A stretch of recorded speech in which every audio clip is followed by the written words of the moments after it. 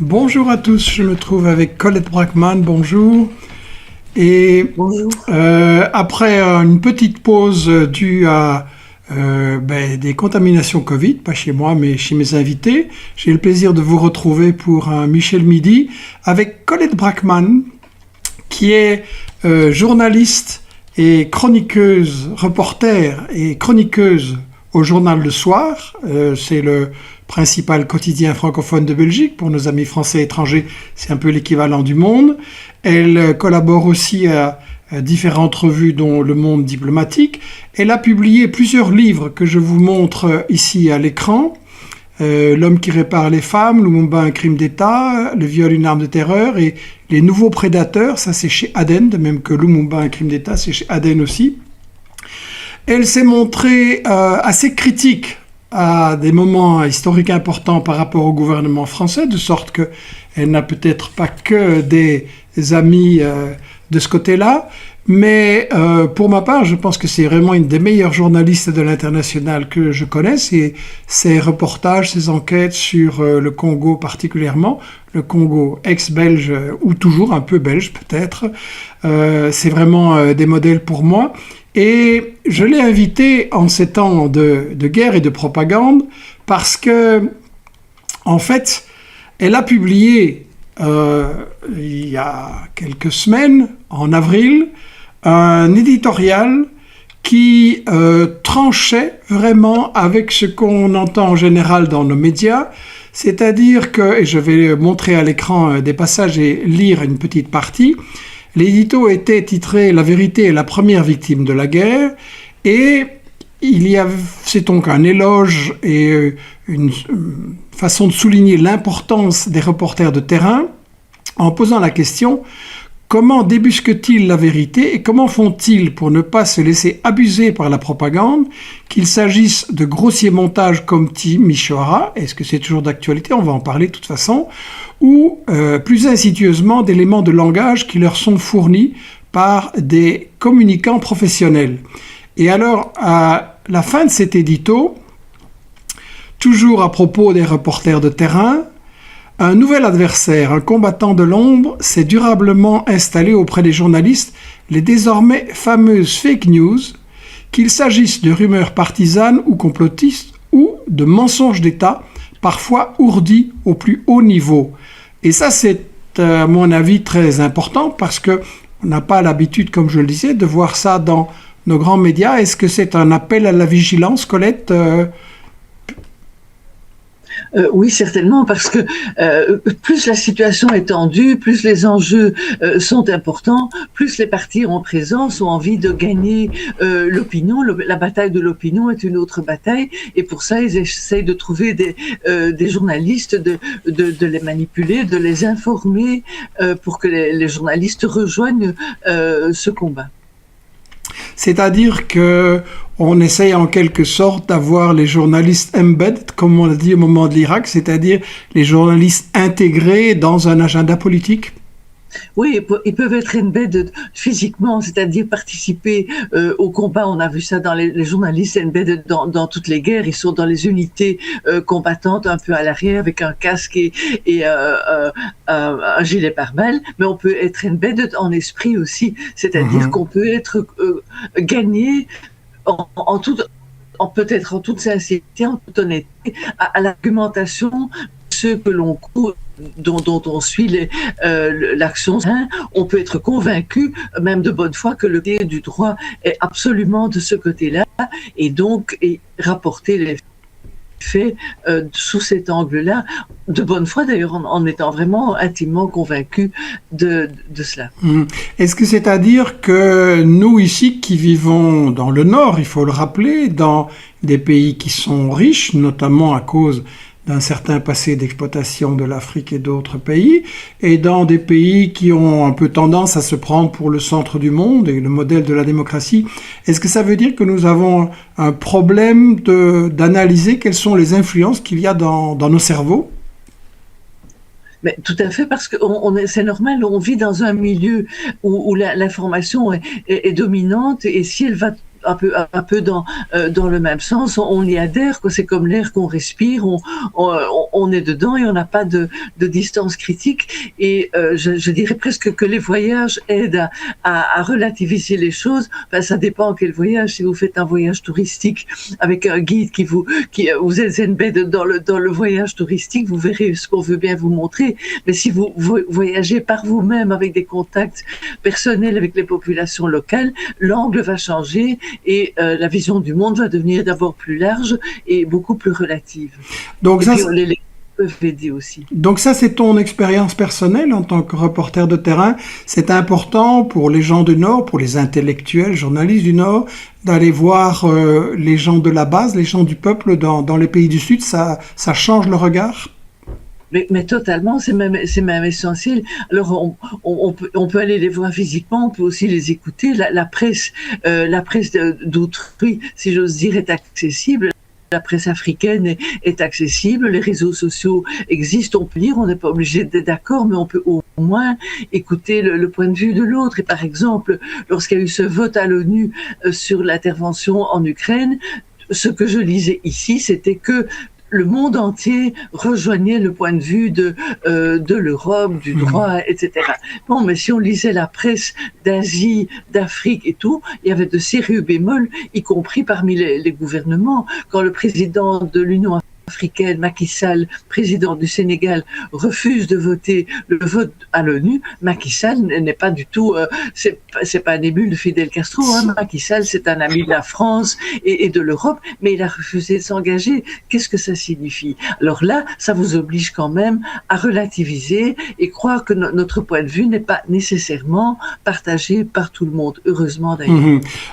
Est-ce qu'il y a une sorte d'ethnocentrisme? Pendant des années, on nous a présenté dans les médias, la communauté internationale condamne ceci, condamne cela, mais aujourd'hui, avec ce que tu viens de dire, on voit que la communauté internationale, ça représente 17% de la population mondiale, donc on a un problème d'ethnocentrisme, de se croire le centre du monde.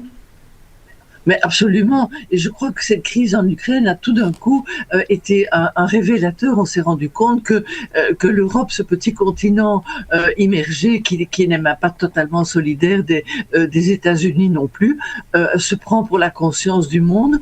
Mais c'est assez erroné. Il suffit de regarder les faits, les politiques de coopération, les discriminations au quotidien pour voir que cette bonne conscience européenne, elle repose sur de l'auto-persuasion, mais pas sur la réalité des faits. Tu as dit donc beaucoup de bien des reporters de terrain, qu'il était très important de leur donner les moyens. Je ne sais pas si on a déjà beaucoup les moyens financiers de faire ça maintenant, et aussi d'écouter les reporters de terrain. Mais on va faire un flashback dans le passé, parce qu'il y a beaucoup à apprendre. Tu étais reporter de terrain en 1989 au moment de Timișoara en Roumanie, et là, tu étais reporter sur le terrain, tu étais sur place, mais on t'a pas cru. Ben, on m'a pas cru dans un premier temps, quoi, parce que c'était assez surprenant. Et puis c'est vrai que moi j'ai été parachutée, littéralement parachutée dans ce pays que je ne connaissais pas, et donc j'avais pas beaucoup de prétention à dire. Je pouvais uniquement dire ce que j'avais constaté ou pas constaté. Alors pour les plus jeunes, je m'excuse Colette, j'aurais dû pour les plus jeunes donner le contexte, parce que je pense que si on parle de 89, ils se disent mais c'est l'homme de Néandertal. Tant pis pour notre génération. Et puis la Roumanie, Timișoara, ils connaissent pas. Donc c'est très très important, à mon avis, c'est les leçons à en tirer. Donc je rappelle qu'il y a un soulèvement populaire contre un gouvernement communiste de Ceausescu à la fin de 89, et le Ceausescu est renversé. Et à la une de Libération, ici par exemple, que je montre, mais dans tous les médias européens, on a dit la même chose.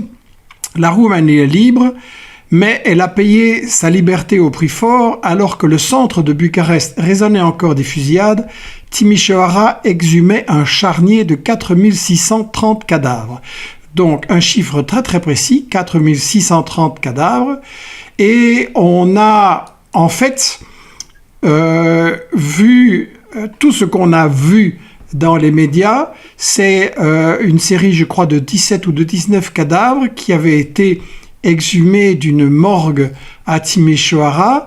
mais qui avaient été exhumés, du cimetière, mais qui étaient des cadavres qui n'avaient pas du tout été, comme on nous le disait dans les journaux, éventrés à la baïonnette, torturés, etc., mais qui étaient tout simplement des cadavres comme on en trouve dans le monde entier, c'est-à-dire autopsiés, décousus, excusez-moi pour les détails, du haut en bas, pour une autopsie quand il y a un suicide, un accident ou une mort suspecte. Et donc, c'était des cadavres tout à fait normaux, si je peux dire. N'empêche que dans tous les médias, on nous a dit 4630 cadavres. Ça prouve que vraiment c'était Dracula et que,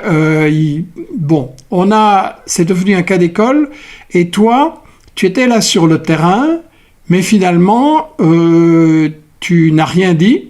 Et je publie un article, je remonte à l'écran un article que tu as signé où tu expliques « Je n'ai rien vu à Timișoara » est le titre de l'article, et tu décris ce que tu vois. Tu dis qu'effectivement les blindés crachaient le feu, mais en fait que c'était des déflagrations de l'armée qui s'était rangée du côté des insurgés, que ce n'était pas des combats, que la foule les saluait par des cris de joie, contrairement à ce que dit Libération.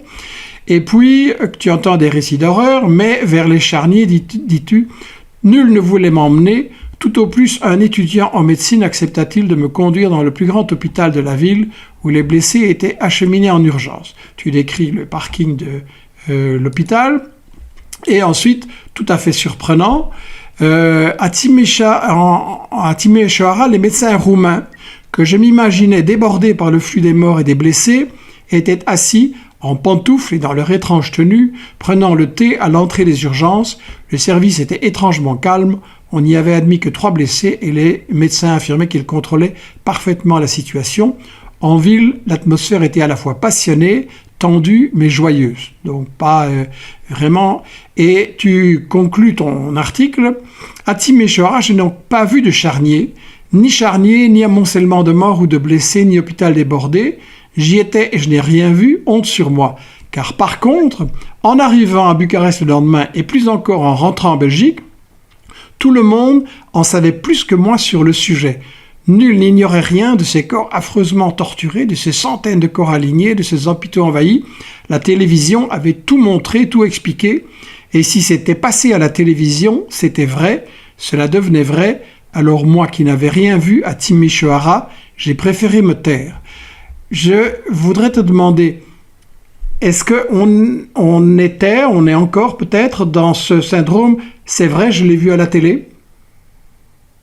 Mais à l'époque, oui. À l'époque, il faut bien dire qu'on est en 89. Il y avait beaucoup moins de télévision, d'images et tout ça qu'aujourd'hui. Et donc, les gens avaient encore cette mentalité. Je l'ai vu à la télévision, on me l'a montré, donc c'est vrai. Et la presse écrite, était crue, mais moins. Mais la télévision, ça, c'était la vérité. Le regard ne pouvait pas tromper.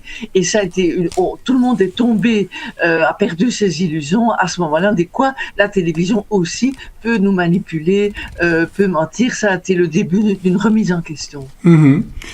Est-ce qu'on a des exemples plus récents où quand même on se fait avoir par des images? Je pense aux armes de destruction massive de Colin Powell à l'ONU, montrant une petite fiole d'anthrax. Si ça avait été vraiment de l'anthrax, ça aurait été d'ailleurs assez irresponsable qu'ils se baladent avec ça.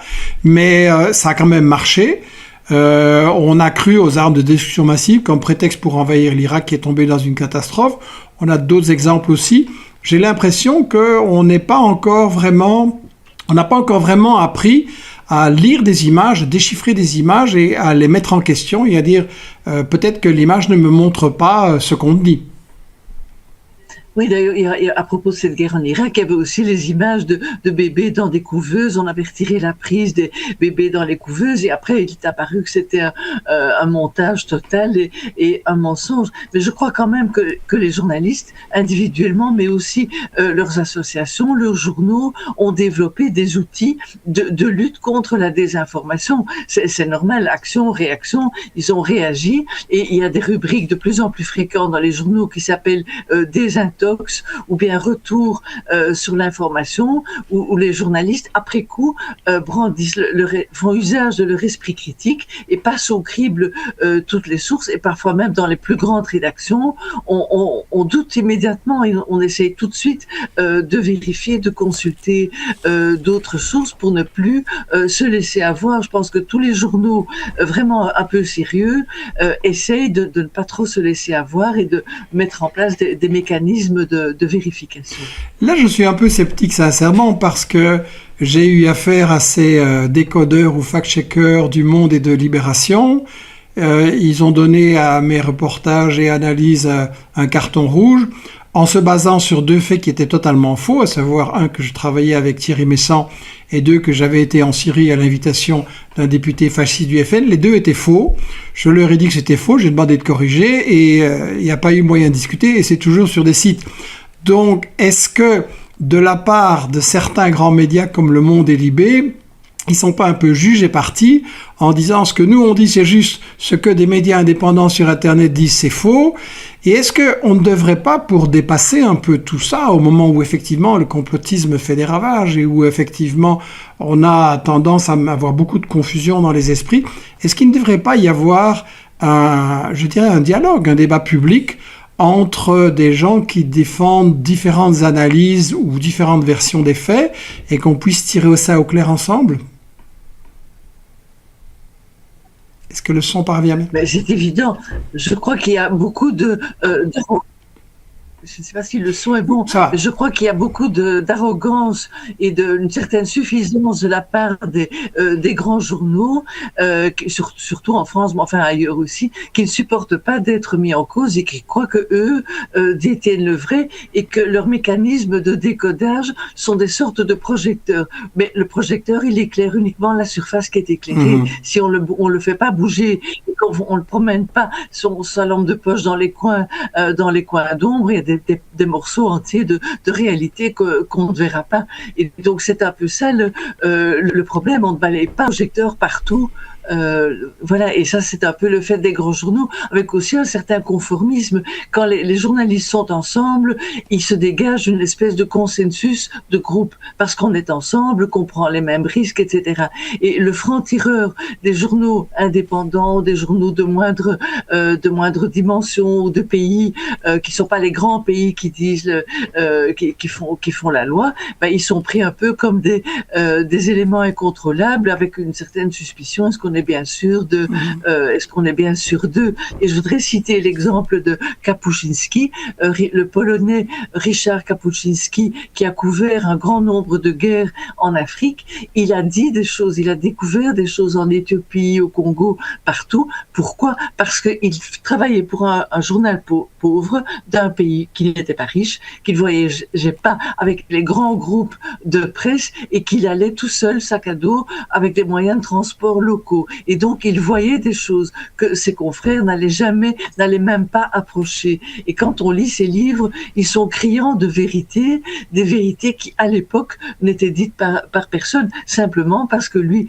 pour des raisons matérielles, mais aussi pas pour le principe, parce qu'il a une conception de son métier, il allait au plus proche des gens. Et donc, il découvrait des choses que les autres ignoraient superbement. Ben voilà un appel émouvant, justement, peut-être pour les jeunes de nos pays à prendre leur sac à dos et leur ordinateur portable et aller faire des reportages sur le terrain dans le Sud. Je crois que ça serait bien d'avoir plus d'infos citoyennes et plus d'infos faites sans argent, sans préjugés, sans ce conformisme dont tu parles.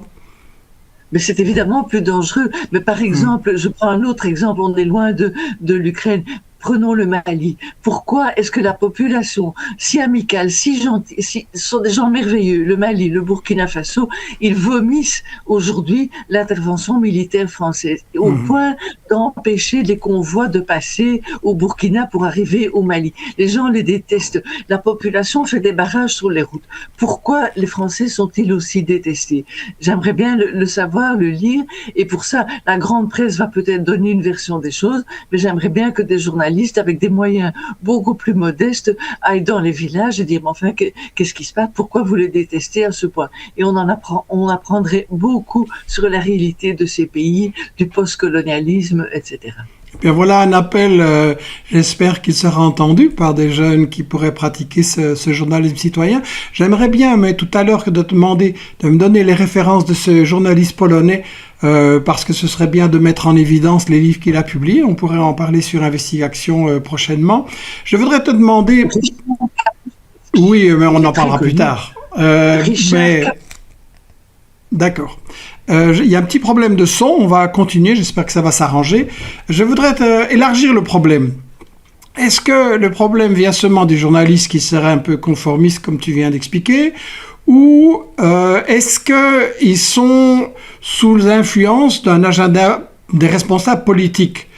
Je vais donner une information récente. Joe Biden vient de créer dans le ministère, je pense, du département d'État, un bureau qui va occuper une centaine d'employés, de fonctionnaires, un bureau contre la désinformation qui va donc décider ce qui est fake news et ce qui ne l'est pas et ce à quoi on peut... c'est un peu le ministère de la vérité d'Orwell finalement.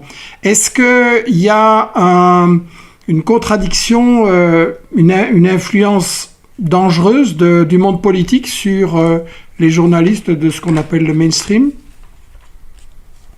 Mais je crois qu'il y a certainement du monde politique. C'est certain qu'il y a ce désir de contrôler l'information, enfin de contrôler le langage, de contrôler les messages. Et ça, c'est tout à fait normal. Ils poursuivent un but politique et donc l'information fait partie de leur stratégie. Mais je crois que c'est tout de même difficile dans certains pays comme la Belgique, parce que la Belgique est un pays plus petit. Les journaux ont peut-être paradoxalement, moins de moyens, mais plus de liberté. La distance entre le pouvoir politique belge et la presse que moi je connais, elle est beaucoup plus grande qu'en France. En France, si on n'est pas dans la ligne dictée d'en haut, on a de sérieux problèmes d'accréditation et aussi une espèce de désaveu social parce qu'on est un franc-tireur, un casse-pied, etc. En Belgique, dans les journaux que moi je connais, où j'ai travaillé, il n'y a pas cette forme de pression. Je prendrai l'exemple du Rwanda, où à lui seul, lorsque j'expliquais le rôle de la France au Rwanda au moment du génocide, la presse belge, j'étais pas seule en Belgique, il y avait des collègues belges qui disaient la même chose parce qu'ils l'avaient vu de leurs yeux, mais vous pouvez regarder la presse française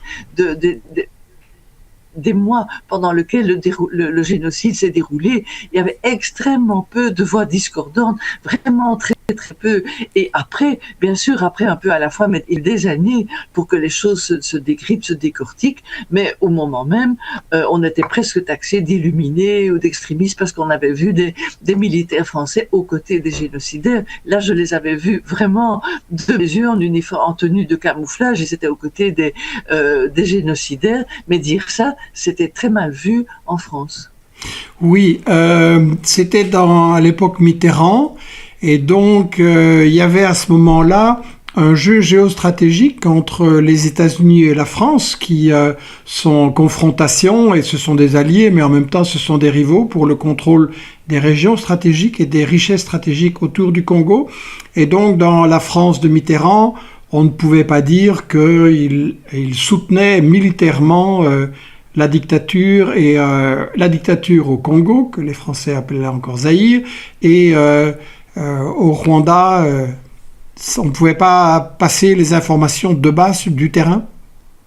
On pouvait plus ou moins la passer, mais enfin, il était évident que la France était le dernier soutien du président Mobutu dans le Zaïre de l'époque, et l'argumentation française était que le Zaïre, le Rwanda, le Burundi étaient des avancées de la francophonie, de l'influence de la France en Afrique de l'Est. Et ça, c'était prioritaire. C'est évidemment un jugement absurde lorsqu'on est face à un génocide, mais c'était l'idée de base qui était diffusée tous azimuts en France. Et en Belgique, nous sommes un pays pluriel et on n'entrait pas du tout dans cette idéologie de défense de la francophonie, c'est le moins qu'on puisse dire, mais on défendait d'autres choses. On défendait notamment la démocratie chrétienne et nos amis du Rwanda qui étaient à l'époque très couvés, très protégés par l'internationale démocrate chrétienne. Nous avons nos zones en Belgique, il y avait d'autres biais d'analyse qui pesaient également sur la presse. Oui, et par le roi Baudouin aussi,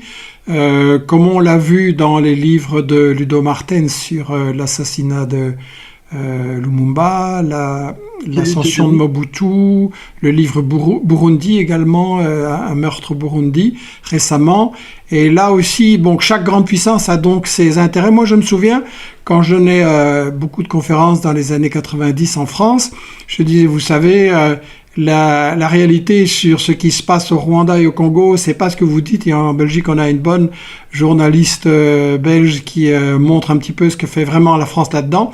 Je me souviens que j'avais beaucoup de réactions méfiantes ou même hostiles. Non, ça c'est de la propagande et on croyait les médias français là-dessus. Donc, est-ce que le problème est que quand on vit dans un pays, on a, disons, une certaine facilité à voir la propagande chez les autres, mais pas dans le pays où on vit?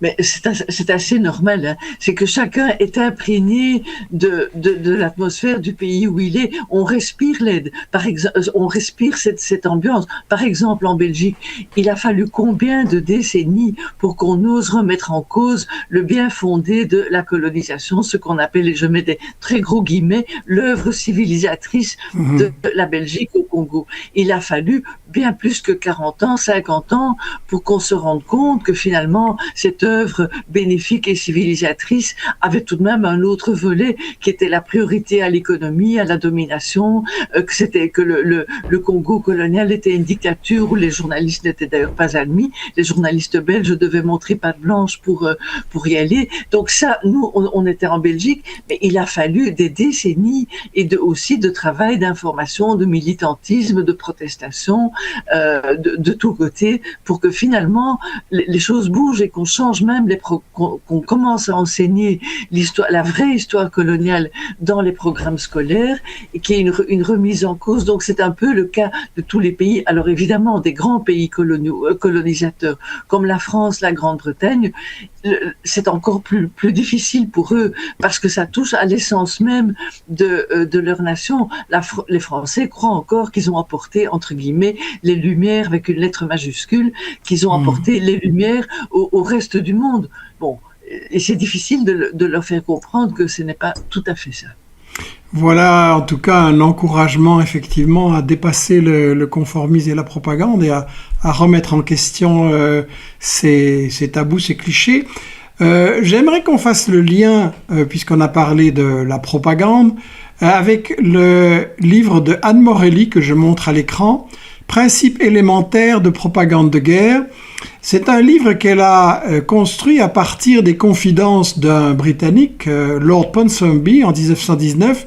Il avait participé à la propagande de guerre de l'Empire britannique dans la guerre 14-18, qui était une grande boucherie entre empires en fait, et il en avait tiré sous une forme ironique tous les principes que quand on est une puissance colonisatrice, on doit mettre en œuvre dans sa communication pour tromper donc sa propre opinion. Je montre ces principes de la propagande de guerre d'Anne Morelli à l'écran. 1. Nous ne voulons pas la guerre. 2. Le camp adverse est le seul responsable de la guerre. 3. Le chef du camp adverse, le diable ou l'affreux. 4. Nous défendons une cause noble et non des intérêts particuliers. 5. L'ennemi provoque sciemment des atrocités si nous commettons des bavures involontaires. 6. L'ennemi utilise des armes non autorisées. 7. Nous subissons très peu de pertes, celles de l'ennemi sont énormes. 8. Les artistes et intellectuels soutiennent notre cause. 9. Notre cause a un caractère sacré, en rapport avec la religion. Et 10. Ceux et celles qui mettent en doute notre propagande sont des traîtres. Donc, c'est un texte qui a plus de 100 ans. Est-ce que tu penses qu'il est encore actuel et qui peut nous aider à se méfier justement de l'environnement dans lequel nous sommes?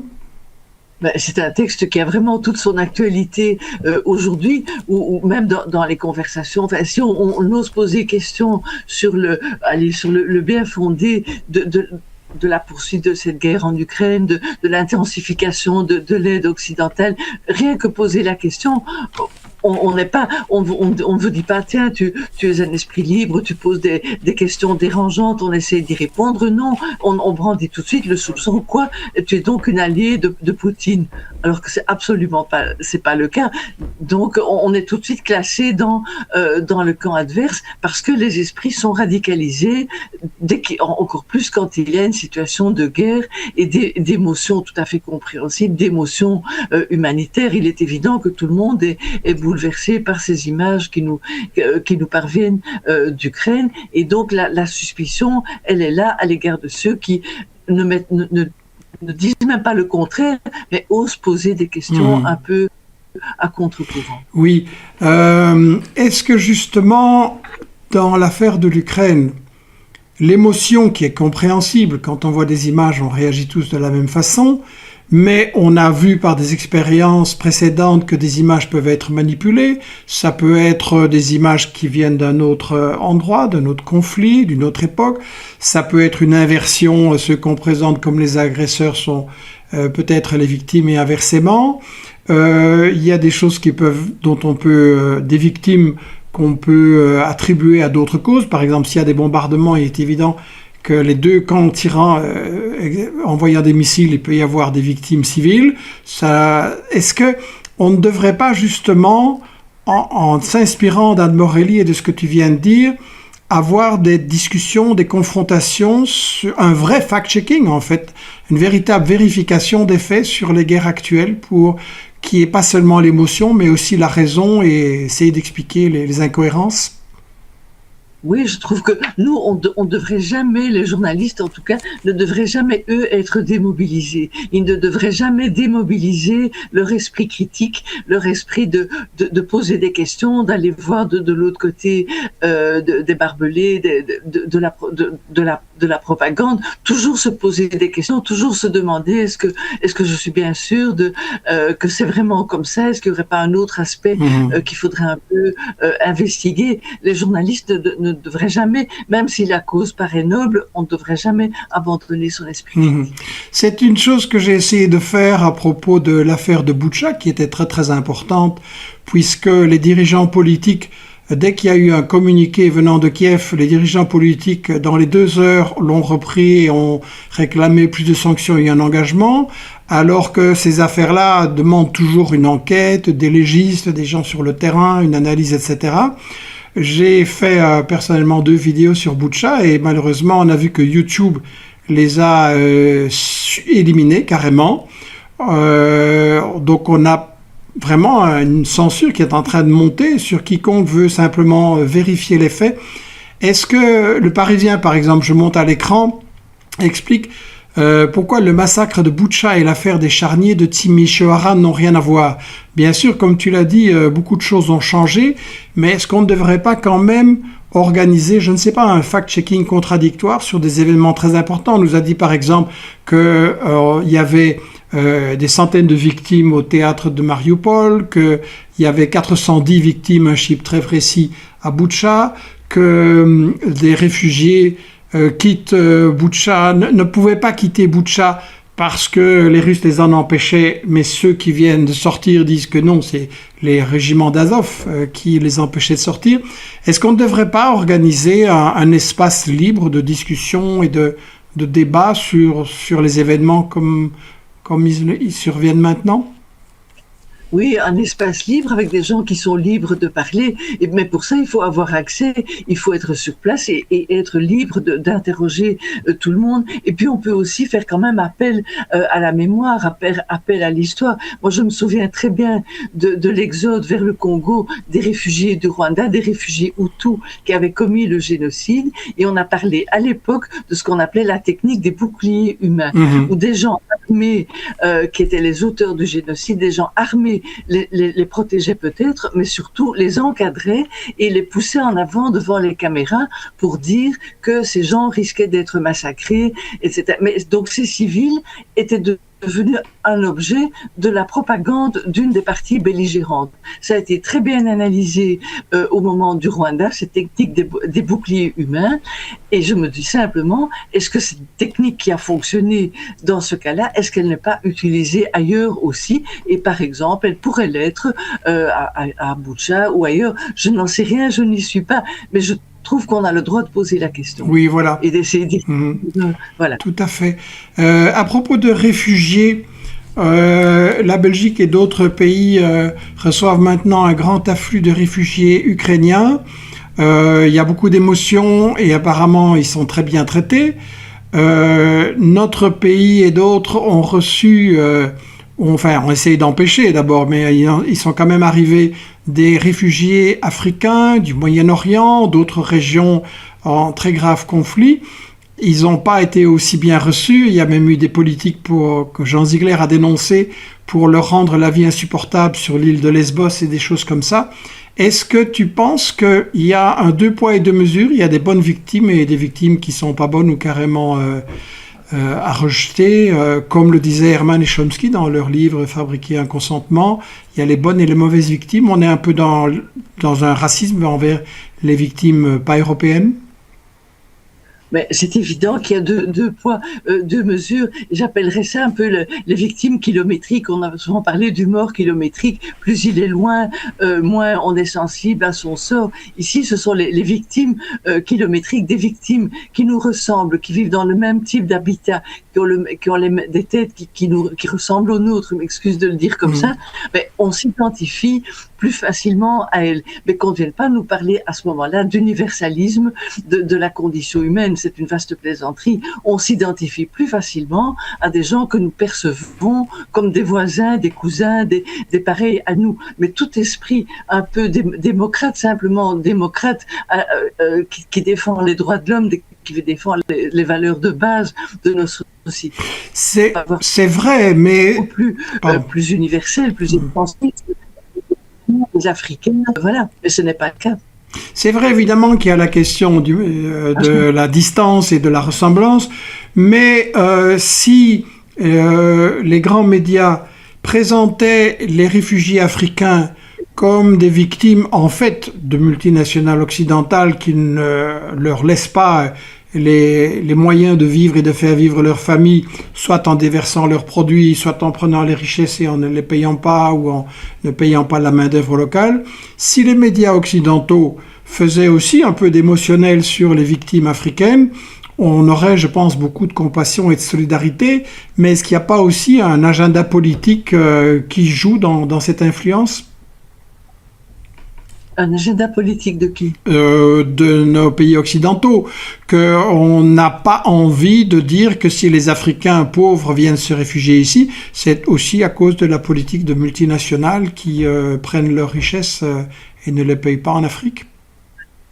Ben évidemment, depuis l'époque coloniale et même bien avant, la politique de l'Europe, elle est extractiviste. Elle extrait les matières premières. Elle consiste à extraire les matières premières de l'Afrique, d'autres régions du monde, mais en tout cas de l'Afrique, de les extraire au meilleur prix, de les transformer chez nous et de les extraire au prix le plus bas de la main-d'œuvre locale. On a parlé du travail forcé du temps de la colonisation.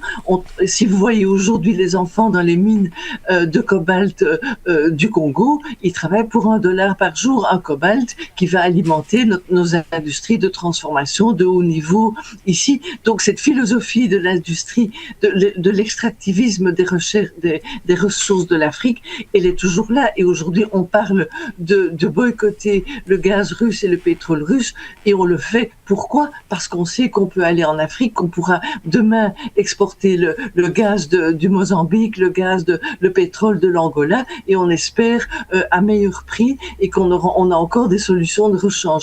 Et ça, à mon sens, c'est une vision à extrêmement court terme, parce qu'on réfléchit en Afrique aussi, et les prix risquent de monter, et les dispositifs d'accès politique risque de se durcir et l'Europe risque d'être étrangement surprise.